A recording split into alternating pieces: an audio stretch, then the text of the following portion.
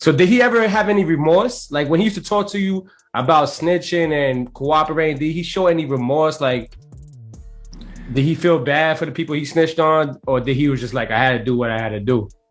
Oh yeah, like I've said before, he's very compartmentalized. So he didn't do too much reflecting on what has happened in the past. And I think that's how he was able to heal and move on and become a different person and become Albert. He didn't, if you ask him to talk about it, he'd get right into it, go into character, tell you about Alpo. And he always spoke about his stories in a third party. So it was kind of like me and him was watching a movie about Alpo as he would tell you his stories. Because he would be like, yeah, when Poe did that, you know what I'm saying? Really? He don't say me, he says Poe. Yeah, he said, when that person had to do that, or when Poe had to do that, he'll reference that here and there. So that's why I said it was like we can get some popcorn and then we can listen to the story about Alpo. And that's how he would tell it. And the whole visiting floor would be listening and would be ear hustling. And correction officers would be ear hustling because that's just how vivid he told the story. And he was disconnected from it. And what people are going to see in the docuseries that I'm going to put out, they're going to see how, he explains that he cried, he poured his heart out. He did everything that you needed to do to become a new person his 24 years in prison.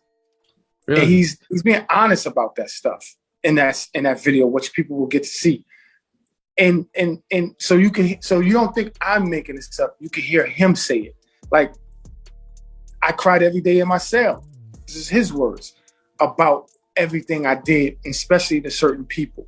You know what I'm saying? So that person that we know of was that person, but there just was also another side to him. Got you. And he always talked about Alpo in third person. It wasn't like every sentence, but he would reference it. He would reference during our conversations through the day, he would reference that character. You know what I'm saying? That character. And another thing that he said, and I forgot about, I should have wrote this in the book, that he used to say is that people are just mad out in the world. This is what he used to say from prison. People are mad because the character Alpo didn't live up to what they expectations was.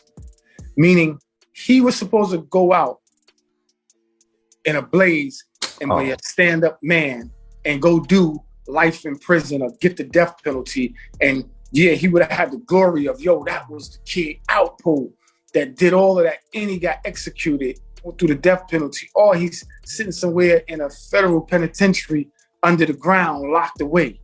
And he said, Troy, I wish I could have satisfied the world with that ending story.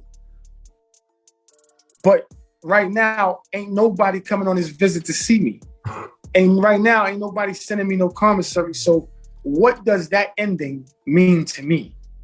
So this is why I'm glad I made the decision that I made. Wow. You just made me think of this. I just thought of this. That this is what he said. Yeah. Wow. And that was something that stood out to me that he said that. He's like, Troy, people just mad. And they're going to always be mad because I just didn't go out in a blaze of fire as that stand-up guy they thought I should have went out. And he said I had to use self-preservation and think about what was best for me.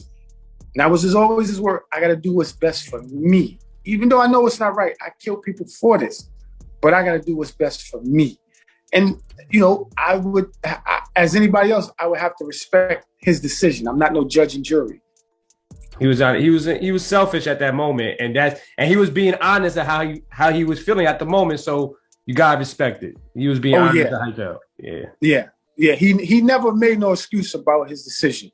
Never made no excuse about it. Never, it always was. I got to do what's best for me, and nobody doing this 24 years but me, or nobody was going to sit in jail for the rest of their life but me.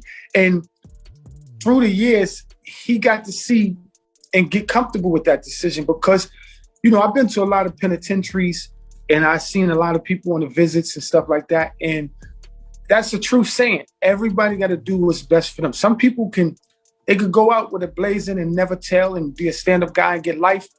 And they got 10 people that's holding them down. And they're considered that legend. They consider that's that legend. But that might not work for everybody.